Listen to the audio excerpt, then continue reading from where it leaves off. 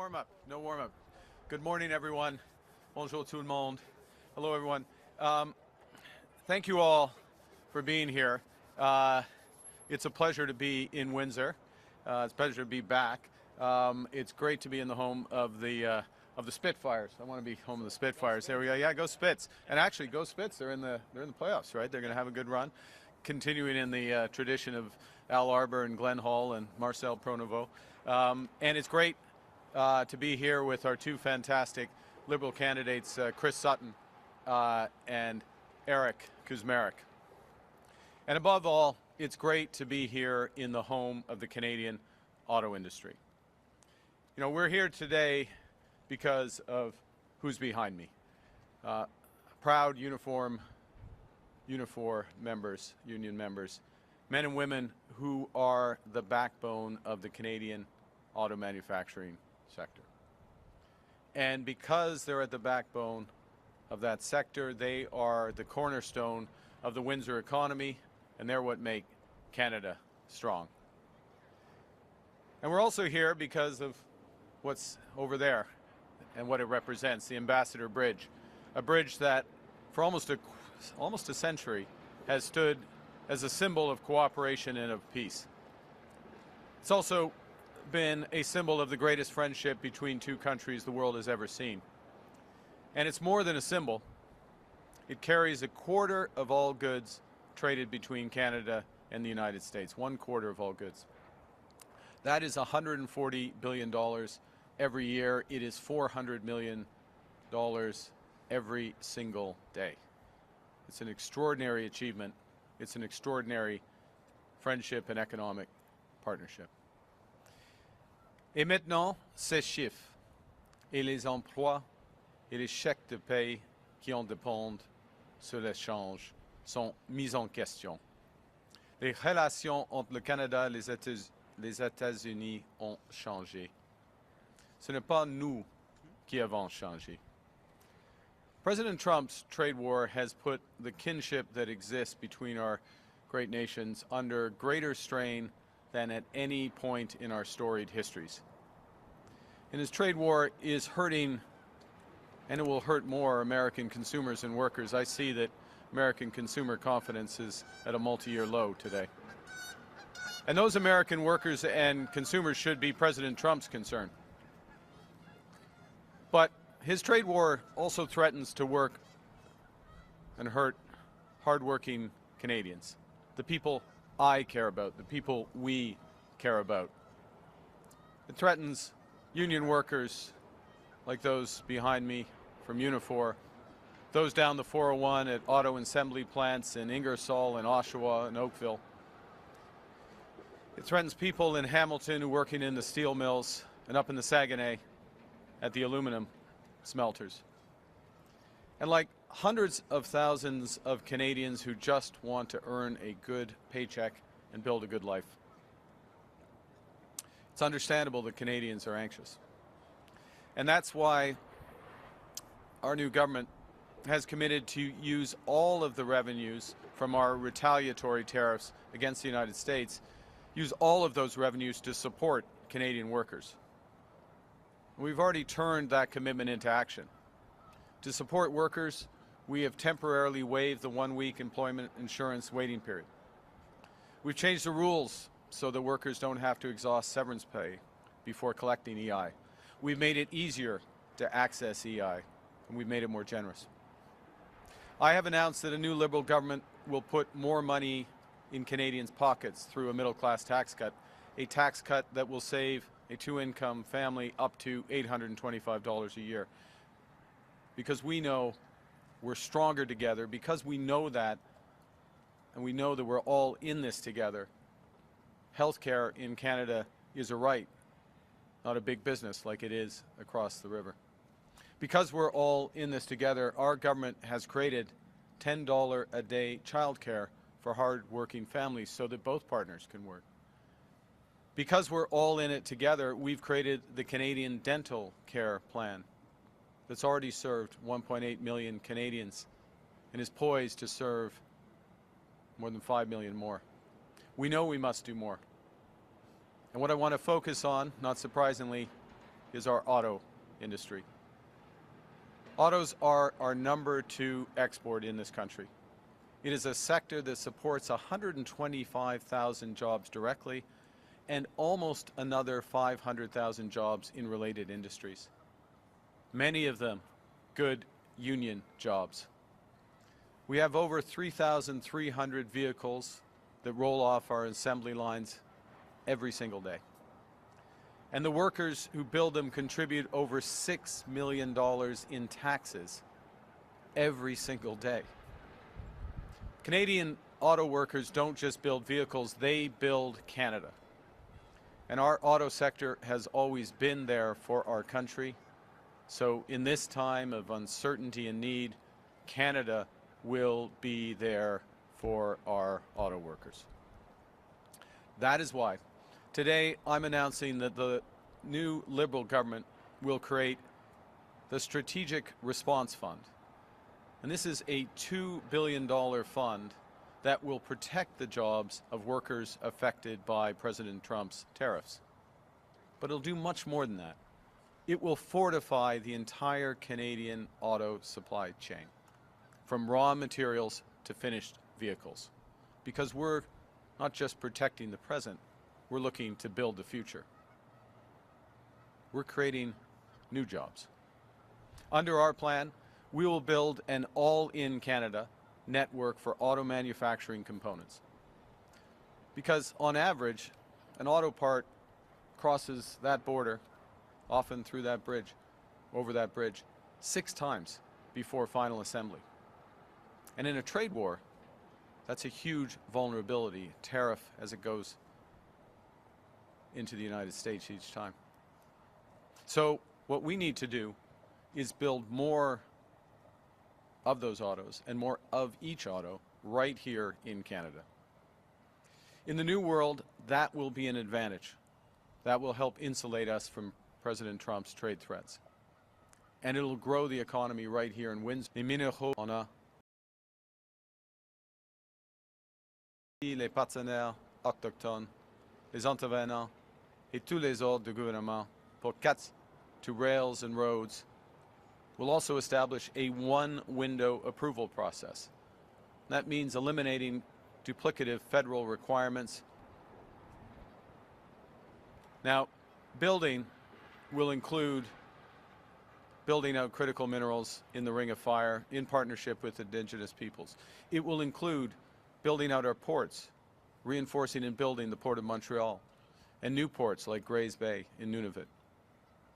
We will create complete supply chains for the future of our auto industry and new markets for it to sell into. Et finalement, je m'engage à mobiliser des fonds publics pour donner la priorité aux véhicules construits au Canada et les acheter afin de catalyser les investissements nationaux et développer l'industrie automobile canadienne. Finally, I'm committing that a new Liberal government will buy Canadian vehicles to grow our auto industry and create more. We are building Canada strong. And our actions are supporting the work of nearly 500,000. We're supporting their communities. We're supporting this great country.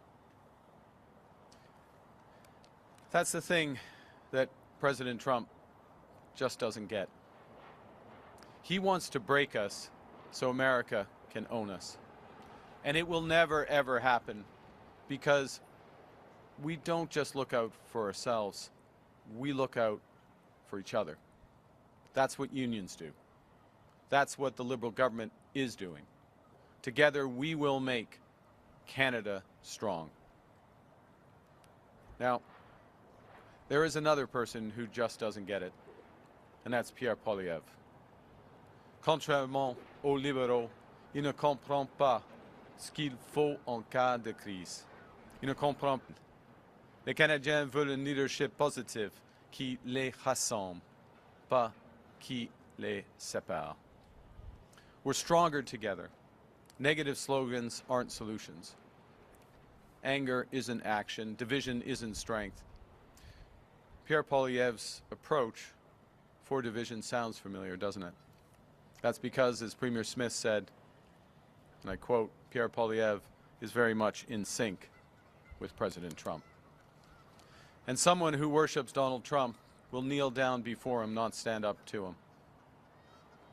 Negativity won't win a trade war. It won't pay the rent or the mortgage, and negativity won't bring down the price of groceries. It won't protect good union jobs. Negativity won't make Canada strong. Finally, this is the most consequential election of our lifetimes. And Canadians have a clear choice. My government is meeting the moment with purpose, with partnership, and with force. And together, under a new Liberal government, we will build a stronger and more resilient auto industry. We will build and create more higher-paying union jobs. We will build the strongest economy in the G7. We will build Canada strong. Merci, thank you very much, and I look forward to your questions. Thank you. Thank you, Prime Minister. We'll now take questions. We'll take about 15 minutes of questions from the delegation and then local media. Vous allez prendre une quinzaine de minutes de questions de la délégation, puis ensuite des médias locaux. Première question, Fanny. Okay. Bonjour, M. Carney. Fanny Olivier de Radio-Canada. Quand vous étiez à Brookfield, vous avez dirigé 2 fonds de transition verte que vous avez enregistrés aux Bermudes. Alors, je comprends que le recours aux paradis fiscaux n'est pas nécessairement illégal, mais est-ce qu'à vos yeux, c'est moral? C'est les fonds de Brookfield, les investisseurs dans les fonds de Brookfield, y compris les caisses de dépôt de Québec, par exemple, les fonds pour les enseignants ici à l'Ontario. Et c'est une méthode afin d'avoir les rendements pour des gens qui bénéficient des investissements de la caisse de dépôt et d'autres fonds de pension canadiens. Et les impôts sont payés par les individus, en effet. Ça, c'est la vérité. Mais en même temps, comment est-ce que les Canadiens peuvent vous faire confiance pour lutter contre l'évasion fiscale si, dans votre ancienne entreprise, vous avez vous-même eu recours? Non, c'est une méthode afin d'avoir les impôts payés ici au Canada par des individus. Et au fond, moi, je comprends comment le monde se fonctionne et je mets en œuvre des règles afin de régler l'invasion, la vraie évasion des impôts. Lesquels? D'accord. Lesquels? D'accord. The structure of these funds is designed to benefit the pension funds, the Canadian pension funds that invest in them. The Caisse de dépôt, Ontario Teachers as 2 examples. The beneficiaries of those pension funds, teachers, retirees, municipal employees, they pay the taxes on their pension. That's the design. The follow-up is how do I know? I understand how the world works and the structure works, and have the ability to put in place all of the necessary rules to ensure that the appropriate taxes are paid here in Canada, as is the case in the example that you just gave. The taxes are paid. Ils sont payés ici au Canada. Okay, d'accord. Ensuite. Hi, Mr. Carney. Tom Parry with CBC.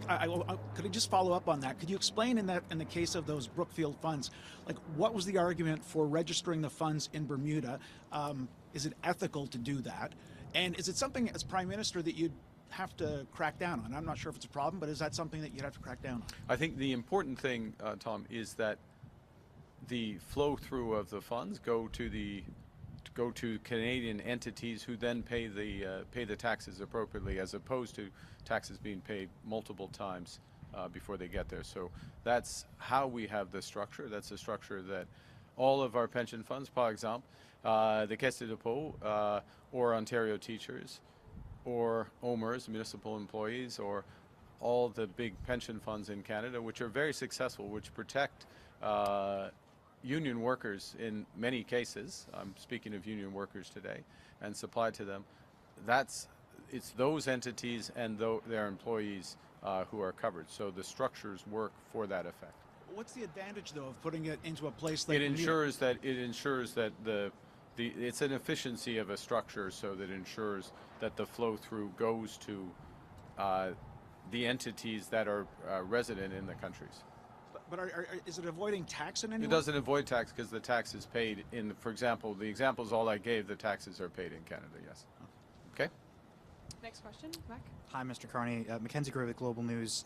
Just on your personal assets, do you have any, in Stripe and Brookfield, do you have any equity, stock options, or anticipate any future payments from either two of those companies? So the first thing to say with respect to my personal assets is I have complied with all of the rules. In fact, I've over-complied with all of the rules in advance, so months and months and months in advance, and put in place both divestitures. So I actually don't own directly any stocks in those companies, but since I had worked at those companies, I put in place ethical screens. So my approach to public life, and I've been in public life for more than 2 decades, is to meet all the standards and surpass the standards with the highest integrity. And my record, you can look at it, my track record is that as Governor of the Bank of Canada and other roles internationally. So I comply with the rules. Pierre Poilievre has had 927 days to get his security clearance and still hasn't bothered to do that. And I think it shows a fundamental difference in approach. I more than comply in advance. He never complies. En français, spécifiquement sur vos actifs, M. Carney. Mais en ce qui concerne mes actifs, j'en ai plus des actifs dans les 2 compagnies, Brookfield et Stripe, mais j'ai déjà mis un écran de conflit afin de mieux protéger des impressions des conflits.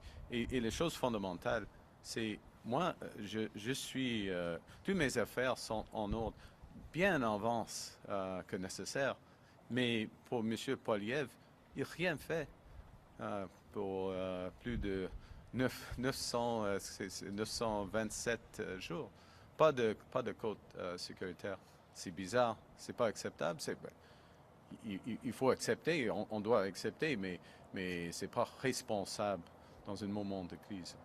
So I understand you might not own any stock directly right now, but I'm talking about in the future. So I just want to come back to this again. Well, I'm not going to own, just to be clear, sorry if I may, okay. just to be clear, I own nothing now.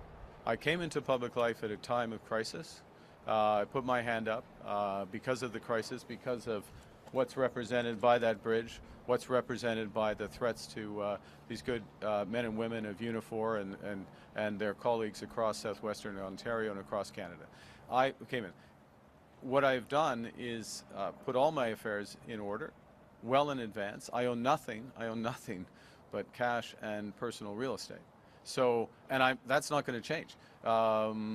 In public life, that's not going to change. It's actually quite straightforward. So then, just to be clear then, going forward, you have no potential equity stake, no potential stock option, or any other potential future payments that you currently anticipate could come from either Strike or Brookfield. So what I have is cash, personal real estate, and their assets all those assets were divested into a blind trust, which is managed by a trustee. And it literally means exactly what it says. I don't know what's in it. En français pour la dernière partie, madame? Oui, ok. D'accord, il y a une fiducie, en effet, une fiducie aveugle. Je ne sais pas les actifs dedans parce qu'il y a une fiducie qui gère les actifs. Est-ce que vous avez investi dans ces fonds? Est-ce que vous avez investi dans ces fonds aux Bermudes, vous, personnellement? Vas-y. Bonjour, M. Carney. Au sujet de la gaffe que vous avez fait hier en parlant de Polytechnique, est-ce que ça témoigne du fait que peut-être vous manquez de connaissances au sujet du Québec? Est-ce que vous considérez que vous avez assez de connaissances sur les particularités du Québec? Ah oui. Premièrement, je le regrette énormément. C'est clair que je me suis manifestement mal exprimé et et mon respect et ma gratitude à Nathalie Provost de se joindre à notre équipe et de travailler avec elle. J'aime le Québec. Hein. Je ne suis pas québécois, c'est évident. Je viens d'Alberta. C'est évident que mon français est loin d'être parfait. Mais j'aime le Québec, la langue, la culture, l'histoire, l'initiative, les entrepreneurs du Québec. Et je m'engage beaucoup au Québec et des sujets du Québec. Par exemple, j'ai lancé ma campagne économique en Mauricie, au Québec. Et je passe plus de jours au Québec pendant la campagne de chefferie que d'autres provinces, par exemple. Et est-ce que vous vous entourez dans votre garde rapprochée, dans ceux qui vous conseillent? Est-ce que vous avez des Québécois dans votre équipe qui vous conseillent sur les particularités, par exemple, du Québec? Oui. Par exemple, on a un cabinet de 23 personnes. On a 6 ministres qui viennent du Québec. Le ministre des Finances, le ministre des Affaires étrangères, le ministre de la Culture qui vient du Québec, qui me conseille. Mais dans votre équipe à vous, là, dans votre campagne, au sein de vos conseillers à vous, là, pas au sein du Conseil des ministres? Oui, par exemple, Marie-Pascale Desrosiers, Janice Charette, il y en a beaucoup. On a une équipe de plus de 150 personnes maintenant. Une grande équipe et une forte équipe du Québec. Mais merci. We'll Mr. do Carney, the can last you repeat question. that in English, please, specifically about your regrets for making that mistake yesterday and whether or not it shows perhaps a shortcoming in terms of your language as well as understanding of Quebec issues? Well, I wouldn't say I very much regret that I misspoke yesterday. The horrors of the December 6th massacre at the Polytechnic are very much still with us, and the lessons are still to be fully learned. In fact, I just had a conversation this morning around related issues of conjugal violence. I'm extending the point, but it's there. It's not that it was not a question of language. That was a question of misspeaking, and to follow up on the previous question, or to translate the previous question for you, response. Look, we have a very strong Quebec team. I'm very proud. We have 6 of our ministers, and I won't list them all, senior ministers of a cabinet of 23, so more than a quarter of the very senior Quebec representation. I have very strong ties into Quebec society as well. Of course, I'm not from Quebec. Not everyone is from Quebec. I'm come from Alberta. I'm born in the north, and my French is fine, but it's not perfect. Mr. Carney, I'm Judy Trin with CTV News. We have confirmed that Chandra Arya was disqualified because of foreign interference. Why that is a concern, and the Liberals have yet to put up a full roster of candidates in all 343 ridings. What is the possibility that foreign interference is impacting that selection of candidates, either from India, China, Russia, Iran? Let me go. I'm going to deal quickly with the first part of your question, if I may, which is that one of the things, and I've had security clearance for almost 2 decades in various forms at various times. One of the things about having security clearance is Polyev wouldn't know because he doesn't have a security clearance. And first point. Second, with respect to the Liberal candidates, I'll say 2 things. One is, we have a very robust and serious process of vetting candidates. And we take it very seriously, and so there are some candidates that we don't, to use our terminology, green light, we don't approve, and that is the case with Mr. Arya. There is tremendous interest in joining our candidate slate. We have a remarkable slate of candidates. I will just note the announcement yesterday of Sean Fraser coming in. I could point to Gregor Robertson, Natalie Provost, as we talked about earlier, Evan Solomon, Tim Hodge, like just a huge range of interest of people running for this team. And it's because of two things, if I may, help our country, and I salute them for it. And secondly, because the Liberal Party uniquely sees that we're all in this together. So it's a strong economy, but it's a strong social safety net. It's good union jobs and reinforcing those jobs. It is providing support for Canadians who can't afford it. So we don't say, as Mr. Poilievre said yesterday, oh, I guess dental care, some people actually do use dental care, so if you've got in under the window now, you can keep it. But everyone else, it's too late. It's too late. Oh, and by the way, if you're using childcare, forget about it. This is what's bringing people to the Liberal Party. And we have an incredible group of candidates. I'm very proud of them. And we will have a great team in government. You're in an area that back in 2022 was the site of a week-long blockade by people who were angry about the Trudeau government's COVID policies.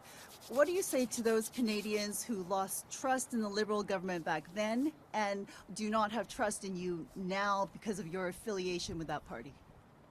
Well, look, I haven't been a politician. I became a politician 2 months ago, a little more than 2 months ago, 2.5 months ago. And I came in because I knew this country needed big change. We needed big change in the economy. We needed big change in how we supported people. We needed big change to deal with Trump. And I think you've seen that in the short time that my government has been in place, that big change. We canceled the consumer carbon tax. We got rid of the capital gains tax. We put in place a series of protections for workers with respect to the Trump tariffs, whereas Mr. Poilievre would just use all of that money that belongs to them because they're the ones who are being hit, use them to cut taxes for others. We extended dental care. We negotiated new security partnerships with our oldest partners in France and the UK. I could go on, but Mr. Chase is waiting. Part of how you re-earn trust, and I understand the frustrations of those people, I understand the frustrations with respect to the cost of living. Part of the way you earn trust is by action. And what this government is all about is action. Steve, I'm sorry. Last question to Steve before turning to Hi, local. Thank you. Steve Chase from the Globe and Mail. I got one question and one follow-up. The first question's about these issues that Mr. Poilievre raised yesterday. He's suggesting you're beholden to China. He talked about your regular visits to China. You went there at the time when Xi was trying to show the world that he's open for business. You went back in the fall. Then Brookfield secured a $276 million loan for some property there. I guess that was underwater. Was that a sweetheart loan? Are you beholden to China? Absolutely not. First thing. Second thing I'll say, look, Mr. Poilievre doesn't understand the world. Mr. Poilievre is a lifelong politician. It's all he's ever done. These slogans, sound bites, slander, doesn't understand how the world works. China happens to be our second largest trading partner. It's our second largest trading partner. We have trade disputes with China right now. Caused by them in the agriculture sector. It's one of the areas which we need to engage on. It's one of the areas, when you think about, again, the auto sector and the future of the auto sector, we've got to understand where China is, where China is going, whether or not there's any room for partnership in that. Look, I'm beholden to absolutely no one except to the Canadian people. I am here for the Canadian people. Steve, your follow-up? Yeah, follow-up. Continue. Continue. The Chinese ambassador has given, I think, 3 or 4 interviews in the last few weeks talking about his interest in reopening free trade talks. My question for you is, as we try to diversify away from the United States and reduce our reliance on our trade with the United States, is it your belief that we should be increasing our trade with China? Look, and reopening free trade talks. Here's my view on this broader set of issues. We need to diversify our trade as a country. We are over-reliant on, as wonderful as the trade going across that bridge, we are over-reliant on the United States. I think it's a lesson we've all learned. We need to diversify. We want to diversify with like-minded partners. That's why I went to Europe in my first days as Prime Minister. Spoke first with European President von der Leyen, obviously met with the French President, and then separately, because it's not part of Europe anymore, as you know, the United Kingdom, in terms of building trade with them. There are partners in Asia that we can build deeper ties. There are certain activity but the partners in Asia that share our values don't include China. There's certain activity that we could have with China. We obviously do have a large amount of trade with them, but we have to be very careful, very deliberate, and they need to meet Canadian standards. Okay, merci. Monsieur Carney, est-ce que vous pouvez traduire votre réponse sur la Chine, s'il vous plaît? Sur la Chine, Juste, est-ce que vous êtes compromis? Merci. pardon, la dernière partie de... Juste, si vous pouvez traduire votre réponse sur la Chine, est-ce que vous êtes compromis? Compromis, pas du tout. Pas du tout. Je travaille pour les Canadiens et les Canadiens. C'est facile. M. Poilievre, il devient de plus en plus fâché et désespéré. Il invente toutes les choses. Il est un homme de... He's a conspiracy theorist. Spends too much time with his MAGA friends, and he comes up with whatever he can think of. I behold to the Canadian people. I'm proud to be working with my colleagues at a crucial time for our country. And I'll say one last thing. We have a positive agenda for this country. We are bringing Canadians together to build. Yes, the auto sector is under threat, but what today is about is building the future of the auto sector together. That's the positive agenda, not coming up with slander of the day. Thank you very much. Two quick questions from local. Oh, I'm sorry. Good morning, Rob Hindy from AM 800. I'm guessing Eric and Chris and the union officials behind you have told you how these tariffs will impact Windsor Essex. So your message to Windsor Essex, your supporters and undecided voters as well. Yeah, so the message is clear. We are absolutely laser focused on this issue. We are laser focused on the issue. You have two great individuals behind you and direct lines of communication to me in the cabinet to make sure that we're taking action. So we have done several things in order to put in place the support that's necessary. I won't go to all of them, but a bunch of financing facilities for the companies that work here so that they can continue to operate while we're negotiating a better deal for Canada. That's the first thing. I mentioned the support for workers. But what we're also doing, and I think this is crucial, is we're not waiting. Because one of the things we're learning is that on the other side of the bridge, they're a little volatile. They're a little up and down, a little bit on and off, hot and cold with respect to the relationship. So what we're looking to do is take control of our destiny, build more here, build more of the supply chain here in Canada, create stronger ties, more jobs for the future. And that's what the $2 billion strategic fund that we're announcing today and the links to a number of other programs. This is going to go directly to companies to make investments to build Canada strong. And that's the message. So it's not about waiting until the Americans become more reasonable. It's about acting now, and that's a far better place to be. Take control of our destiny. Last question, dernière question. Good morning, Mark. This is Pratish from TBC News Windsor. Are there any plans for the Liberal Party to put up a candidate in Windsor West? Absolutely, absolutely. We will have a great candidate. Look, we have just on terms of candidates, we're in the last weeks of candidate selection. We, as I said before, we have a fantastic team. I'm so proud to be associated with them, and it is truly a team that's coming together to work for Canadians, and that's what Canadians expect. We're all coming together, we're stronger together, and the Liberal Party is stronger for you. Thank you very much. Merci Thank you. beaucoup. This was the press conference.